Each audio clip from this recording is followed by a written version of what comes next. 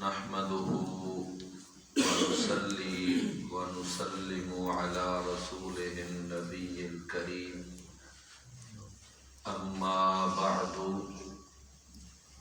فأعوذ بالله السميع العليم من الشيطان الرجيم من همزه ونفخه ونفثه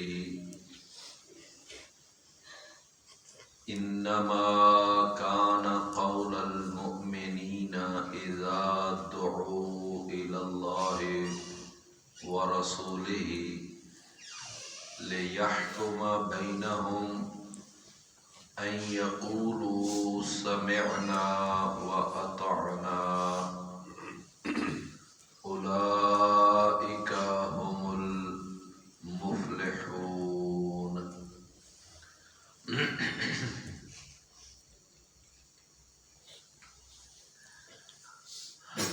سوائے اس کے نہیں کہ اہل ایمان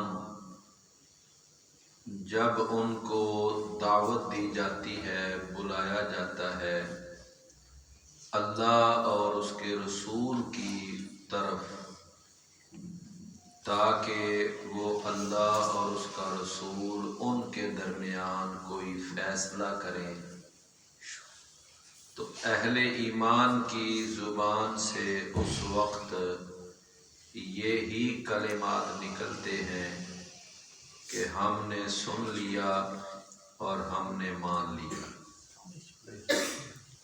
اور یہی لوگ ہیں کہ جو کامل فلاح پانے والے ہیں۔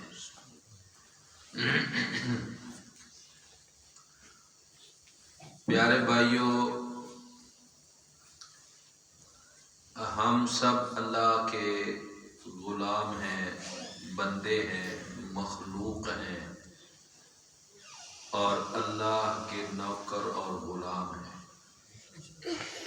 اللہ تعالیٰ اس پوری کائنات کا شہنشاہ ہے، مالک ہے، خالق ہے، رازق ہے، لجپال ہے، غریب نواز ہے، بندہ پرور ہے، اور پوری کائنات کا حاجت روا، مشکل کشا، مختار کل، کرنی بھرنی والا، نفع نقصان کا مالک ہے۔ بندوں کا اور غلاموں کا اور نوکروں کا کام کیا ہوتا ہے کہ وہ اپنے خالق، اپنے مالک کی بات مانے۔ یہی بات جو ہے یہ قانون فطرت بھی ہے۔ تو ہوا اس طرح کہ اگر ہم قرآن مجید کو پڑھیں، قرآن مجید کا مطالعہ کریں، تو ہمیں یہ بات قرآن مجید سے ملتی ہے کہ انسانوں کے اندر 4 قسم کے جو طبقات ہیں اور 4 قسم کی کیٹیگریاں وہ سامنے آتی ہیں۔ سب سے پہلی کیٹیگری اور سب سے پہلا طبقہ ایسے انسانوں کا سامنے آیا کہ جنہوں نے یہ کہہ دیا کہ ہم تو اللہ کی بات سننا بھی نہیں چاہتے، یعنی ماننا، عمل کرنا تو بڑی دور کی بات ہے، ہم تو اللہ کا کلام، اللہ کی بات سننے کے بھی روادار نہیں۔ اللہ تعالیٰ نے قرآن مجید کے اندر ان کا تذکرہ کیا، فرمایا کہ وَقَالَ الَّذِينَ كَفَرُوا لَا تَسْمَعُوا لِهَذَا الْقُرْآنِ وَالْغَوْا فِيهِ لَعَلَّكُمْ تَغْلِبُونَ۔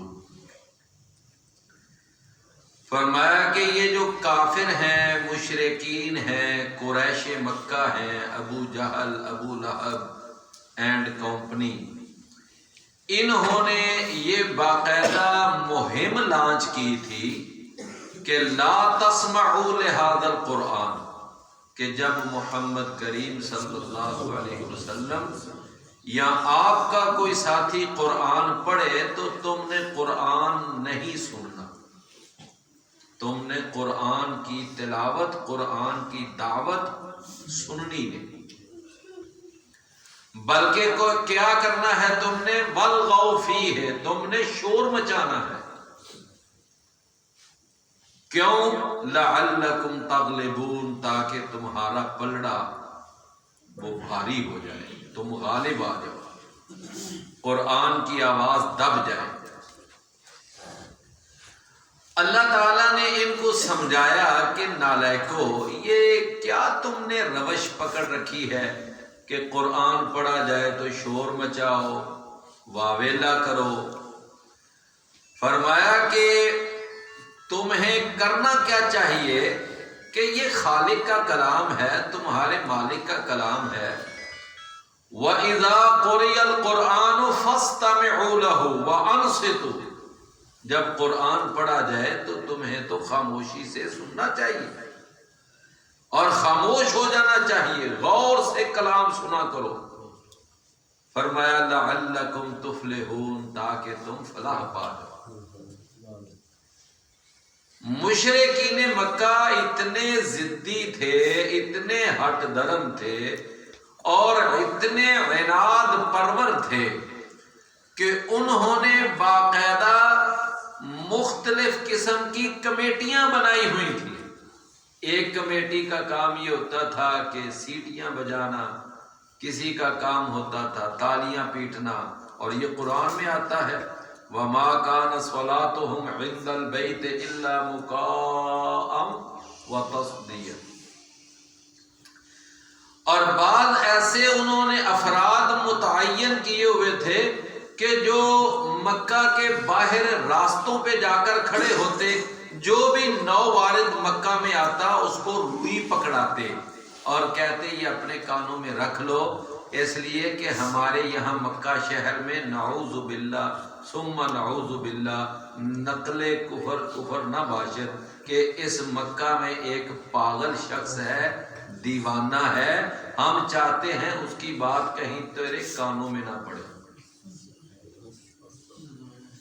یعنی یہ ایک طبقہ تھا یعنی کافروں کا جنہوں نے اللہ کا کلام سننے سے ہی انکار کر دیا۔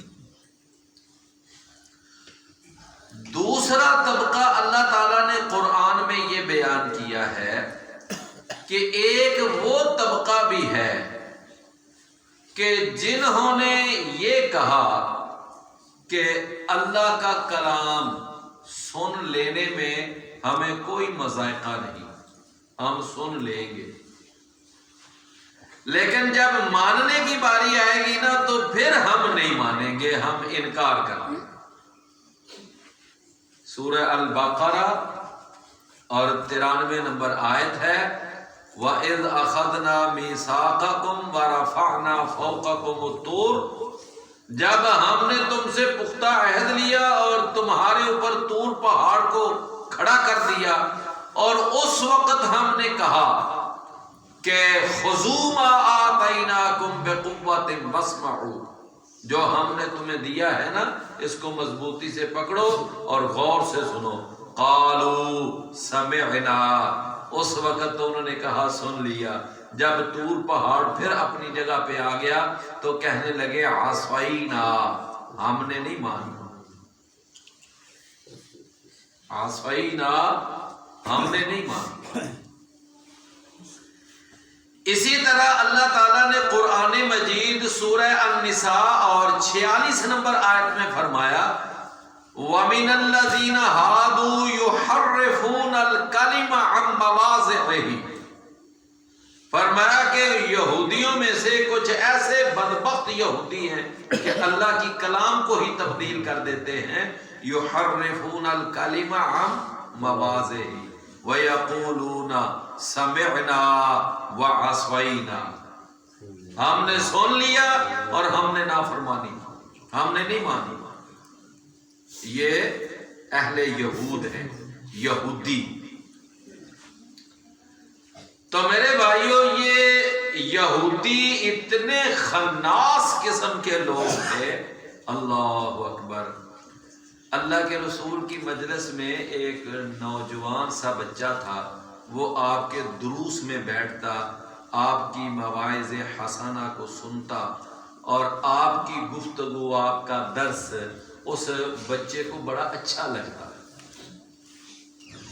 لیکن یہ ہے کہ وہ تھا یہودی، ابھی مسلمان نہیں ہوا۔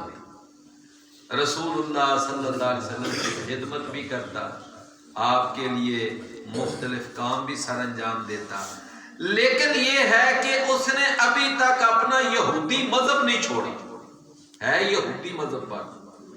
ایک دن رسول اللہ صلی اللہ علیہ وسلم نے محسوس کیا کہ وہ بچہ کافی دنوں سے دکھائی نہیں دے رہا، تو آپ نے پوچھا کہ وہ بچہ کدھر ہے؟ تو بتایا گیا اللہ کے رسول وہ تو بڑا سخت بیمار ہے، وہ تو شدید بیمار ہے، اور وہ تو بستر مرگ پہ ہے، اتنا شدید بیمار۔ نبی صلی اللہ علیہ وسلم نے فرمایا چلو ہم اس کا پتہ لینے جائیں۔ اللہ کے رسول صلی اللہ علیہ وسلم اور آپ کے ساتھ چند ایک صحابہ اس یہودی کے گھر گئے، تو جا کر دیکھا کہ وہ بچہ تو بالکل بیمار پڑا ہوا ہے بستر پہ، اور اس کا باپ یہودی وہ سرحان تورات پڑھ رہا ہے۔ یہ جو ہمارے ہاں بھی چلتا ہے نا، جو مرنے کے قریب ہو تو سورہ یاسین پڑھو، یہ کسی صحیح حدیث سے ثابت نہیں ہے، یہ بس ہم نے اسی طرح دیکھا دیکھی یہ کام شروع کیا ہو۔ میرے بھائیوں، رسول اللہ صلی اللہ علیہ وسلم نے فرمایا کہ جب کسی کی موت کا وقت قریب ہو تو لقنوا موتاکم بلا الہ الا اللہ، اس کو لا الہ الا اللہ کی تلقین کیا کرو۔ تو وہ تورات پڑھ رہا تھا، نبی کریم صلی اللہ علیہ وسلم گئے، وہاں پر تشریف لے گئے، تو جاتے ہی آپ نے سوال کیا کہ میں تجھے اس ذات کی قسم دے کر میں ایک بات پوچھتا ہوں۔ اس یہودی سے کہا کہ جس نے مجھے اور موسیٰ علیہ السلام کو سچا نبی بنا کر دنیا میں بھیجا، آپ مجھے بتائیں کہ کیا اس تورات کے اندر میرے بارے میں بشارت یا میرے بارے میں اس کے اندر تذکرہ نہیں ہے؟ تو وہ صاف ہی جھوٹ بول گیا، کہنے لگا نہیں کوئی تذکرہ نہیں، جھوٹ بول گیا۔ گھر کا بھیدی لنکا ڈھائے وہ جو بچہ تھا نا، وہ جانتا تھا، وہ واقف تھا، اس نے کہا کہ ابا جی میرے جو ہیں یہ جھوٹ بول رہے ہیں، اللہ کے رسول آپ کا تذکرہ اس تورات میں ہے۔ الذی یجدونہ مکتوبا عندہم فی التوراۃ والانجیل، تورات میں بھی تذکرہ ہے، انجیل میں بھی تذکرہ ہے، اور پہلے تمام وہ صحف سماوی سب کے اندر تذکرہ موجود ہے۔ تو وہ کہنے لگا نہیں، یہ میرا ابو غلط بیانی کر رہا ہے، آپ کا تذکرہ اس میں ہے۔ تو اللہ کے نبی صلی اللہ، اب آپ دیکھیں نا کہ یہودی کو پتا ہے کہ رسول اللہ صلی اللہ علیہ وسلم کا تذکرہ اس میں ہے، لیکن مانتا نہیں۔ آپ نے اس بچے سے کہا کہ بیٹا جب آپ سمجھتے ہیں کہ میرا تذکرہ اس کے اندر موجود ہے اور میں اللہ کا سچا رسول ہوں، تو پھر تو کلمہ پڑھ لے، پھر تو اعتراف کر اس بات کا۔ تو وہ کہنے لگا، ایک دفعہ نا اس نے ایسے پیچھے جیسے گردن گما کرنا باپ کو دیکھا کہ کہیں باپ کا کیا رویہ ہے، تو باپ نے بھی اس وقت کچھ فراخ دلی کا ثبوت دیا۔ وہ کہنے لگا کہ اطع ابا القاسم، کہ ابو القاسم کی بات مان لے۔ ابو القاسم رسول اللہ صلی اللہ علیہ وسلم کی کنیت تھی، کیونکہ آپ کے سب سے بڑے بیٹے کا نام کیا تھا؟ قاسم، اور یہ بیٹا ابھی 1.5 سال کا بھی نہیں ہوا تھا تو یہ بچہ فوت ہو گیا۔ سب سے بڑا بیٹا ساری بیٹیوں سے اور بیٹوں سے پہلے یہ پیدا ہوا۔ تو اس نے جب دیکھا نا کہ اب ابو نے بھی اجازت دے دی ہے، تو اس نے کلمہ پڑھا، لا الہ الا اللہ محمد رسول اللہ۔ جب اس نے کلمہ پڑھا، حسین اتفاق کہ ادھر کلمہ پڑا ہی ہے اس کے ساتھ ہی اس کی جان نکل،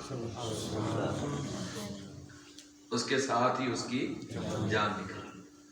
لو میرے بھائیوں، نبی کریم صلی اللہ علیہ وسلم نے اس موقع پر ایک بڑا خوبصورت جملہ فرمایا تھا کہ الحمدللہ الذی، سب تعریفیں اس اللہ کے لیے ہیں جس اللہ نے میرے یہاں آنے کی وجہ سے اس بچے کو جہنم کی آگ سے بچا دیا۔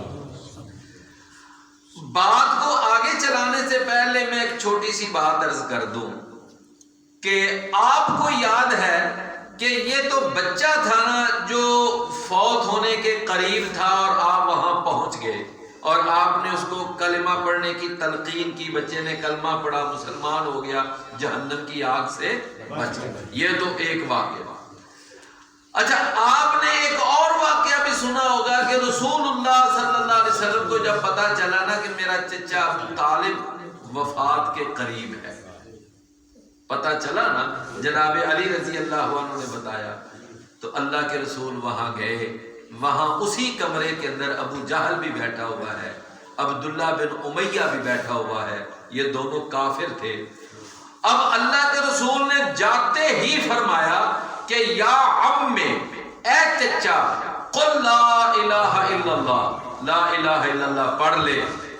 اور آگے فرمایا کہ میں اللہ کے ہاں کوئی حجت تو پیش کروں گا کہ یا اللہ میرے چچے نے فوت ہوتے وقت ہی کلمہ پڑھ لیا تھا، تو اللہ اس کو معاف کر دے۔ تو اس وقت وہاں ابو جہل اور عبداللہ بن امیہ مسلسل کہتے رہے نا نا نا، اے ابو طالب جاتے جاتے اپنے بھتیجے کی بات نہ ماننا، لوگ کیا کہیں گے کہ کتنا کچا تھا ارادے کا، اپنے بھتیجے کی بات مان کے فوت ہوا، لہذا یہ بات نہ کہنا۔ اب اللہ کے رسول مسلسل کہہ رہے ہیں یا عم قل لا الہ الا اللہ، یا عم قل لا الہ الا اللہ، اور وہ کہہ رہے ہیں نہ کلمہ پڑھنا، اور اللہ کے رسول فرما رہے ہیں چچا کلمہ پڑھ لے، چچا کلمہ پڑھ لے۔ یہ ہے دو قومی نظریہ، یہ ہے دو قومی نظریہ۔ ایک نظریہ کیا ہے کہ اللہ کے سوا کوئی معبود نہیں، اور دوسرا نظریہ کیا ہے کہ نہ، اللہ کے ساتھ اور بھی کئی معبود ہیں، یہ لات، یہ منات، یہ عزا، یہ حبل، یہ کدھر جائیں گے، یہ بھی معبود ہیں۔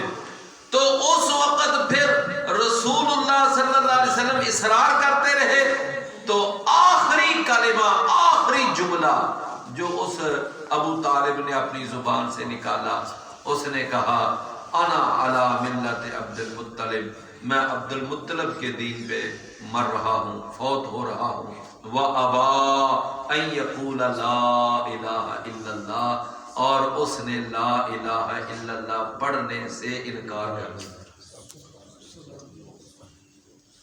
آخری کلمہ اس نے یہ کہا۔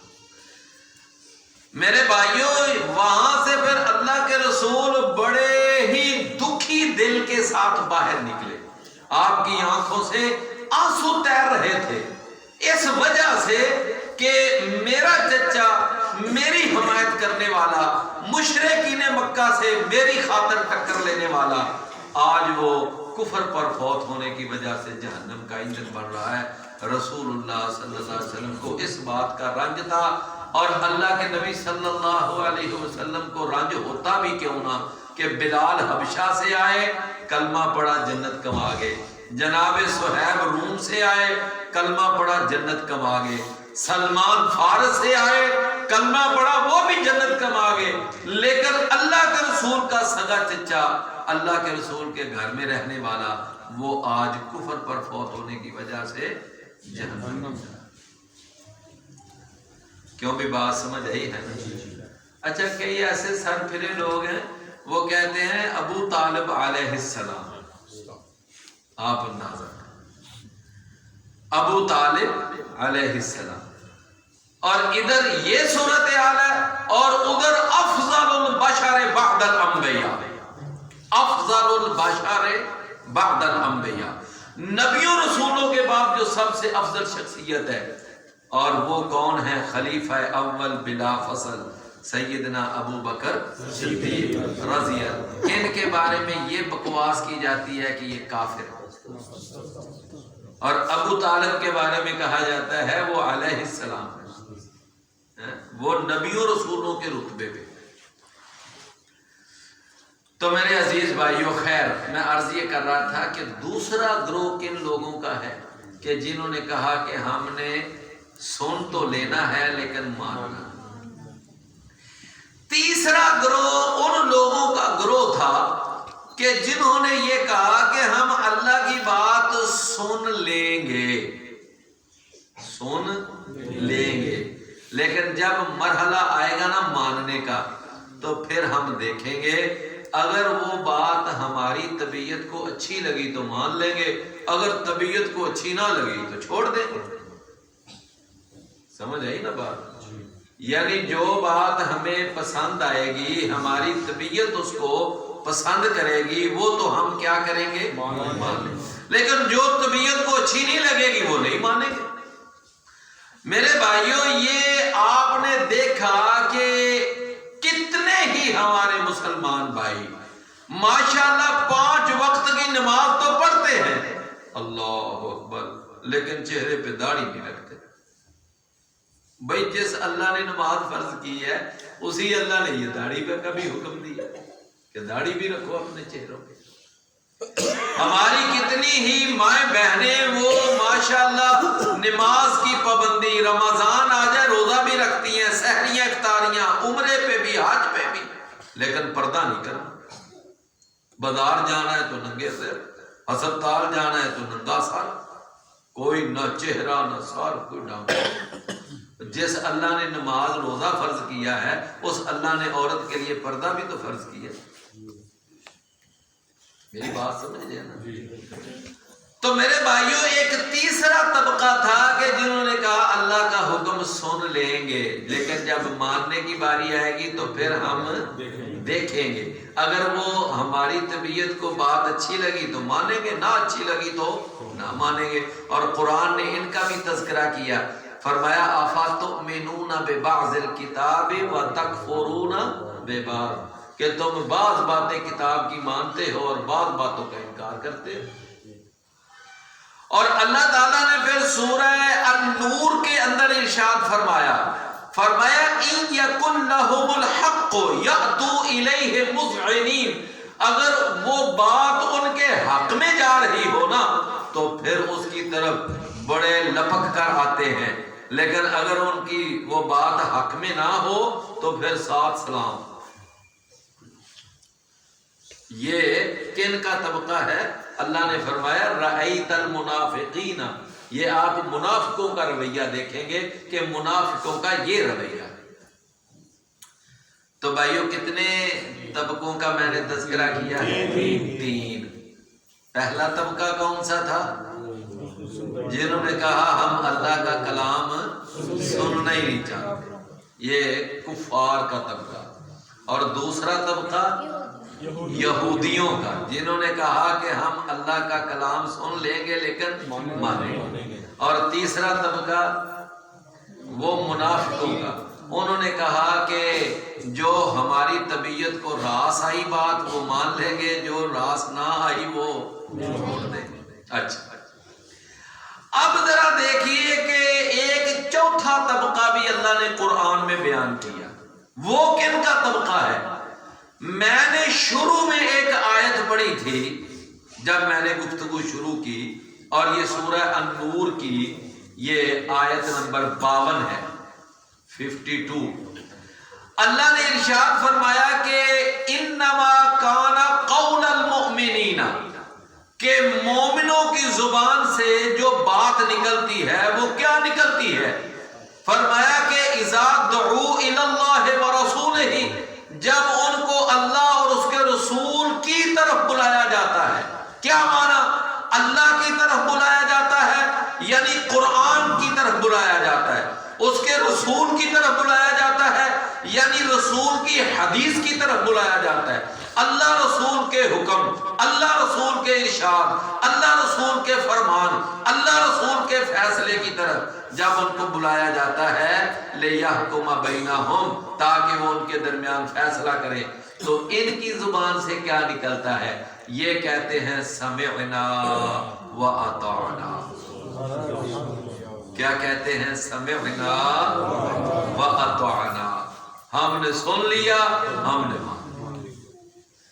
وہ نہ چنکے کا سہارا لیتے ہیں، نہ چنانچے کا سہارا لیتے ہیں، نہ لیکن میکن کی گردان کرتے ہیں، نہ یہ کہتے ہیں اچھا دیکھیں گے، اچھا سوچیں گے، اچھا غور کریں گے، نہ، بلکہ کیا کہتے ہیں؟ سمعنا و اطعنا، بھائی ہم نے سن لیا اور مان لیا۔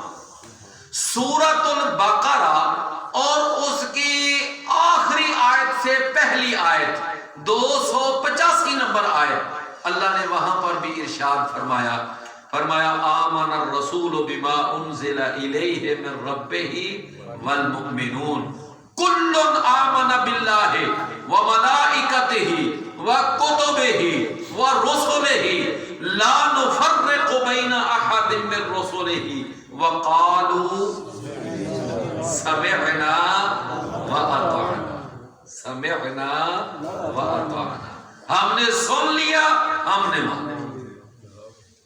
مصور کھینچ وہ نقشہ جس میں یہ صفائی ہو، ادھر فرمان محمد ہو، ادھر گردن جھکائے۔ یہ کن کا رویہ ہے؟ اہل ایمان کا۔ تو یہ 4 طبقے ہیں۔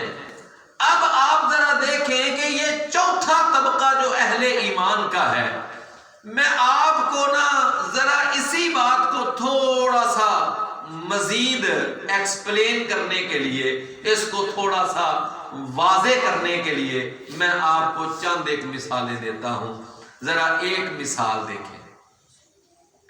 رسول اللہ صلی اللہ علیہ وسلم کی زوجہ محترمہ، مادر ملت، ناموس مصطفیٰ، ام المؤمنین سیدہ عائشہ صدیقہ طیبہ و طاہرہ فقیہہ و زکیہ رضی اللہ عنہا، ان کے اوپر ایک دفعہ منافقوں نے یعنی تہمت لگا دی، نعوذ باللہ، کہ یہ ایسی ہیں۔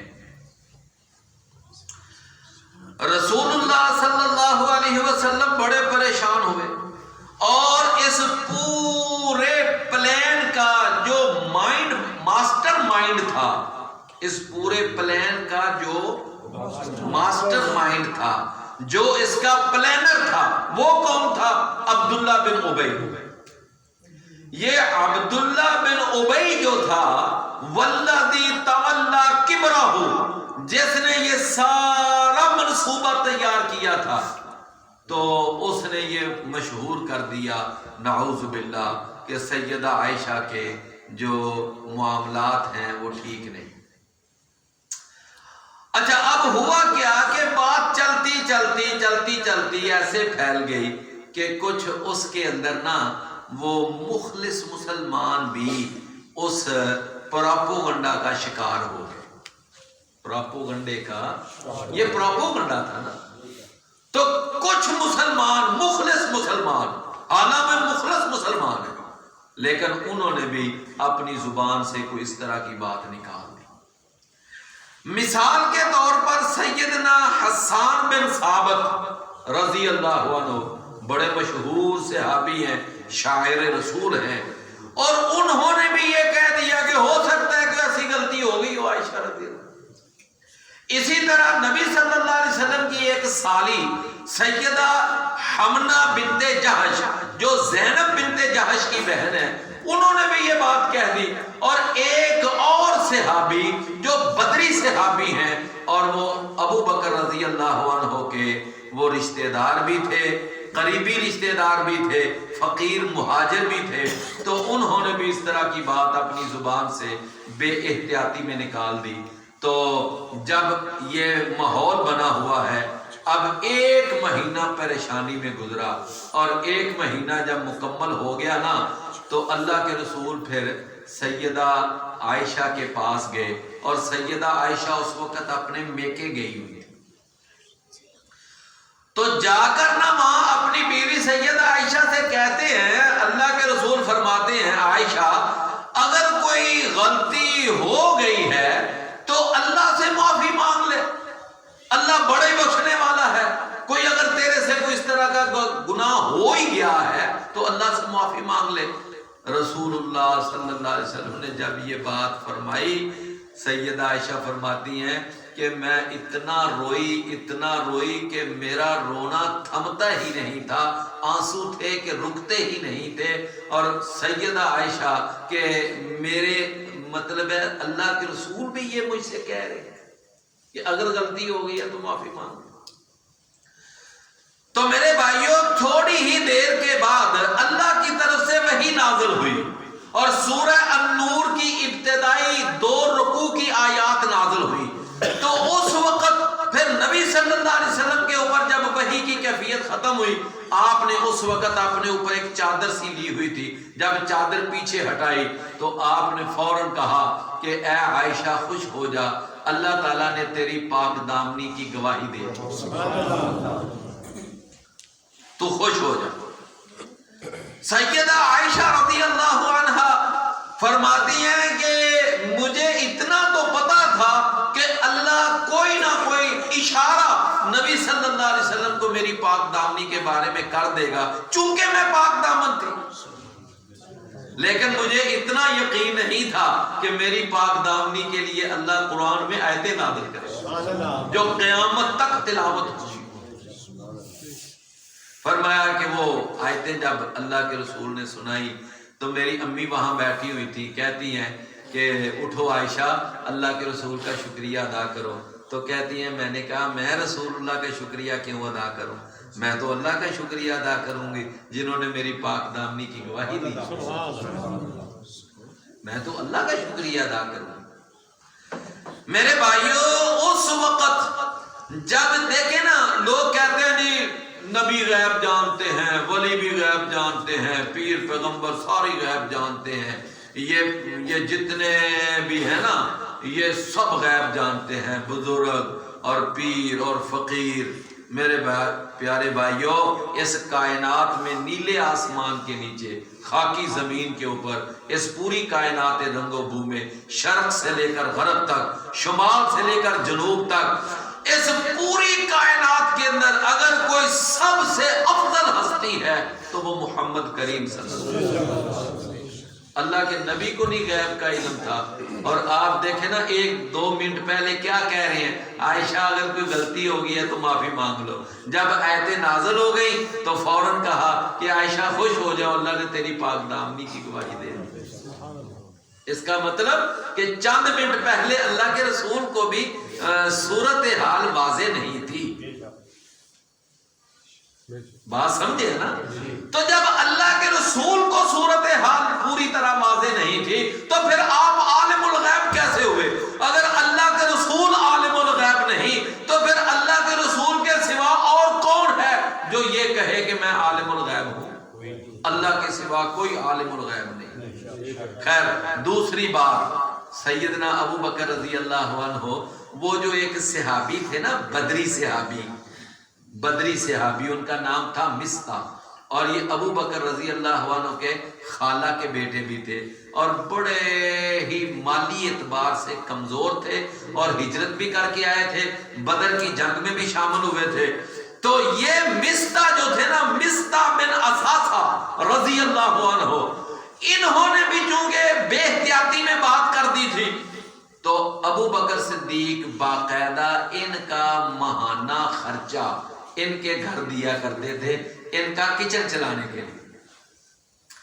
تو جب ابو بکر رضی اللہ عنہ کو یہ بات واضح ہوئی تو اس وقت انہوں نے فوراً قسم اٹھا لی کہ اللہ کی قسم، آج کے بعد مصطح کا خرچہ پانی بند، میں نہیں اس کو خرچہ دوں گا، میں اس کا ہر مہینے خرچہ بھی بھیجوں اور وہ میری بیٹی کے اوپر الزام لگائے، میں نہیں خرچہ بھیجوں گا۔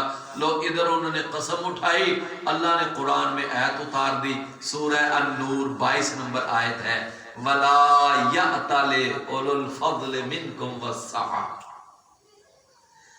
فرمایا کہ یہ جو فضل والے ہیں، فضیلت والے ہیں، اور یہ جو فراخی اور کشادگی والے ہیں، یہ اس طرح کی قسمیں نہ اٹھایا کریں کیا کہ وہ نہیں خرچ کریں گے قریبی رشتہ داروں پر اور مساکین پر اور مہاجرین پر۔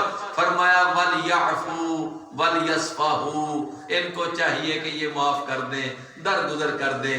أَلَا تُحِبُّونَ أَن يَغْفِرَ اللَّهُ لَكُمْ، کیا تم نہیں پسند کرتے کہ اللہ تمہیں معاف کر دے؟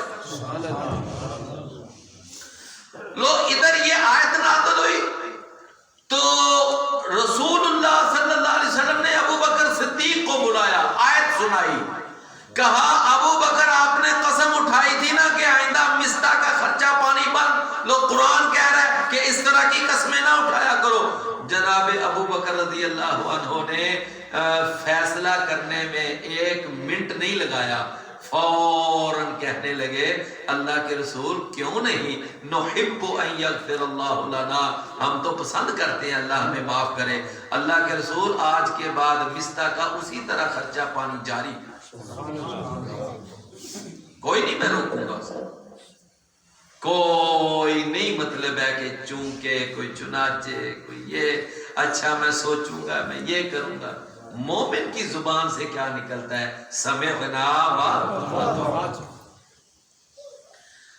اللہ اکبر. سیدنا عمر بن خطاب رضی اللہ عنہ ایک دفعہ انہوں نے کوئی قسم اٹھائی اور قسم اٹھاتے وقت کہنے لگے کہ مجھے اپنے باپ کی قسم. کیا کہا؟ مجھے اپنے باپ کی قسم. اللہ کے رسول صلی اللہ علیہ وسلم نے سن لیا تو آپ نے فرمایا اے عمر، آپ کو نہیں پتا کہ اللہ تعالیٰ نے باپوں کی قسمیں اٹھانے سے منع کیا ہے؟ لا تحلفوا بآبائکم، اپنے باپوں کے نام کی قسم نہ اٹھایا کرو. من کان حالفا فلیحلف باللہ او لیصمت، اگر کسی نے قسم اٹھانی ہی ہو تو وہ اللہ کے نام کی قسم اٹھائے یا وہ خاموش ہو. آج کئی لوگ مجھے میرے ماں باپ کی قسم، مجھے میرے دودھ پتر کی قسم. کیوں بھائی؟ یہ اللہ معاف کرے، یہ بڑی گناہ والی قسم ہے، گناہ والی. اچھا پھر اللہ تعالیٰ ہماری نوجوان نسل کو بچا کے رکھے. یہ نوجوان نسل کے اندر یہ پھر چل جاتا ہے نا عشق مشوقی کا معاملہ، تو وہ پھر عاشق نے اپنی بات کا یقین دلانا ہونا تو وہ اپنی معشوقہ سے کہتا ہے مجھے تیری قسم، مجھے تیری قسم. میرے بھائیوں، اللہ کے رسول صلی اللہ علیہ وسلم نے فرمایا کہ قسم صرف اللہ، قسم صرف اللہ. ایک یہودی آیا نبی صلی اللہ علیہ وسلم کے پاس اور آ کر کہتا ہے اے محمد صلی اللہ علیہ وسلم، میں نے تیرے صحابہ کو سنا ہے تیرے صحابہ شرک کرتے ہیں. اللہ کے رسول حیران، میرے صحابہ اور وہ شرک کریں؟ میں تو اتنی تربیت کی ہوئی ہے. کہنے لگے کیسے؟ کہنے لگا یہودی کے آپ کے صحابہ کعبے کی قسم اٹھاتے ہیں، کہتے ہیں کعبہ کی قسم. میں نے خود تیرے کئی صحابہ سے سنا ہے. رسول اللہ صلی اللہ علیہ وسلم نے فوراً صحابہ کو بلایا، آپ نے خطبہ دیا. آپ نے فرمایا آئندہ خبردار کوئی آدمی کعبہ کی قسم نہیں اٹھائے گا. کیوں؟ اس لیے کہ کعبہ بھی اللہ کی مخلوق میں سے ایک مخلوق ہے، کعبے کی قسم بھی نہیں اٹھانی. اور اگر کسی نے کعبہ کا لفظ استعمال کرنا بھی ہو تو وہ کہا کرے مجھے رب کعبہ کی قسم، مجھے رب کعبہ کی قسم. یہ تو ٹھیک ہے جی، کیونکہ رب لگ گیا نا ساتھ. رسول اللہ صلی اللہ علیہ وسلم نے فرمایا عائشہ میں اچھی طرح پہچان جاتا ہوں، جب تو میرے ساتھ ذرا ناراض ہوتی ہے نا میں تب بھی پہچان جاتا ہوں، اور جب تو میرے ساتھ خوش ہوتی ہے موڈ ٹھیک ہوتا ہے میں اس وقت بھی پہچان جاتا ہوں. فرمایا کیسے اللہ کے رسول؟ فرمایا جب تو قسم اٹھاتی ہے نا کہ مجھے رب ابراہیم کی قسم تو میں سمجھتا ہوں آج موڈ ٹھیک نہیں ہے، اور جب تو قسم اٹھاتی ہے نا مجھے رب محمد کی قسم تو میں سمجھتا ہوں آج موڈ ٹھیک ہے. سمجھ آئی نا جی؟ تو میرے بھائیوں اللہ کے سوا کسی کی قسم اٹھانا یہ اسلام میں منع ہے، حرام ہے، ممنوع ہے. فرمایا لا تحلفوا بآبائکم من کان حالفا فلیحلف باللہ او لیصمت. تو اللہ کی طرف قسم اٹھایا کرو. اچھا تو خیر عمر رضی اللہ عنہ کو آپ نے فرمایا کہ عمر آپ نے یہ کیوں اپنے باپ دادا کی قسم اٹھائی؟ کہنے لگے اللہ کے رسول غلطی ہو گئی، اب آئندہ نہیں. جناب عمر رضی اللہ عنہ کے بارے میں آتا ہے کہ انہوں نے اس واقعہ کے بعد کبھی حکایتاً بھی غیر اللہ کی قسم نہیں اٹھائی تھی. حکایتاً. اچھا اب حکایتاً کا معنی کیا ہوتا ہے؟ کہ بندہ کسی کی بات بیان کرے نا کہ جی فلاں ایک شخص نا وہ قسم اٹھا رہا تھا اور وہ قسم اگر غیر اللہ. تو عمر رضی اللہ عنہ کی احتیاط یہ تھی کہ جس کے اندر کسی کا واقعہ بیان کرتے ہوئے غیر اللہ کی قسم ہوتی تھی نا، جناب عمر وہ واقعہ نہیں بیان کرتے. اتنی احتیاط. تو میرے بھائیو یہ ہے کہ این یقولوا سمعنا، ہم نے سن لیا اور ہم نے مان لیا. سیدنا عبداللہ بن مسعود رضی اللہ عنہ کہتے ہیں کہ ہم حج پر آئے تو سیدنا عثمان کا دور خلافت تھا، تو وہ اس وقت مسلمانوں کے خلیفہ تھے. تو جس طرح وہ حج کا طریقہ ہوتا ہے نا کہ 9 ذوالحجہ کو عرفات میں جاتے ہیں، پھر وہاں سورج غروب ہونے کے فوراً بعد وہاں سے نکل آتے ہیں اور آ کر رات کہاں گزارتے ہیں؟ یاد ہے؟ مزدلفہ میں. رات کہاں گزارتے ہیں؟ مزدلفہ. تو مزدلفہ میں آ جاتے ہیں، رات گزارتے ہیں. یہاں صبح نا فجر کے بعد پھر آگے حاجیوں نے مینا کی طرف چل پڑنا ہوتا ہے اور صبح ہی چل پڑنا ہوتا ہے یہ نبی صلی اللہ علیہ وسلم. تو جناب عبداللہ بن مسعود کہتے ہیں کہ میں وہاں بیٹھا ہوا تھا تو عثمان رضی اللہ عنہ تو وہ انہوں نے فجر پڑھی تو بیٹھے کوئی اذکار وغیرہ کر رہے تھے ساتھیوں کے درمیان. کہتے ہیں کہ میں نے نا ان کو بتایا، میں نے کہا خلیفۃ المسلمین وہ جو ہے نا اللہ کے رسول صلی اللہ علیہ وسلم وہ فجر کی نماز پڑھتے تھے اور فجر کی نماز پڑھنے کے فوراً بعد ہی نا اللہ کے رسول مینا کی طرف چل پڑتے تھے. تو عبداللہ بن مسعود فرماتے ہیں ابھی میرا جملہ مکمل نہیں ہوا تھا تو عثمان بن عفان اٹھ کر کھڑے ہو گئے. اسی وقت سفر شروع کر دیا کہ اللہ کے رسول کی حدیث آ گئی، اللہ کے رسول کا فرمان آ گیا، بس بات ختم. میرے عزیز بھائیوں، بے شمار ایسے واقعات اسلام کی تاریخ کے اندر بھرے پڑے ہیں کہ صحابہ کرام کا ایمان یہ تھا اور ان کی اطاعت یہ تھی کہ فوراً اللہ کے رسول خطبہ دے رہے ہیں، آپ نے فرمایا اجلسو، بیٹھ جاؤ. بڑی مشہور بات ہے، اکثر آپ نے سنی ہوگی. کیا فرمایا؟ اجلسو، بیٹھ جاؤ. تو جناب عبداللہ بن مسعود اس وقت نا وہ باہر جوتوں والی جگہ پہ کھڑے، وہیں بیٹھ گئے. اللہ کے رسول نے فرمایا عبداللہ آگے آؤ. اللہ کے رسول بس آپ نے فرمایا تھا نا اجلسو، بیٹھ جاؤ، تو میں جہاں تھا میں وہیں بیٹھ گیا. اس کو کہتے ہیں اطاعت، اس کو کہتے ہیں فرما برداری کہ سن لیا اور مان لیا.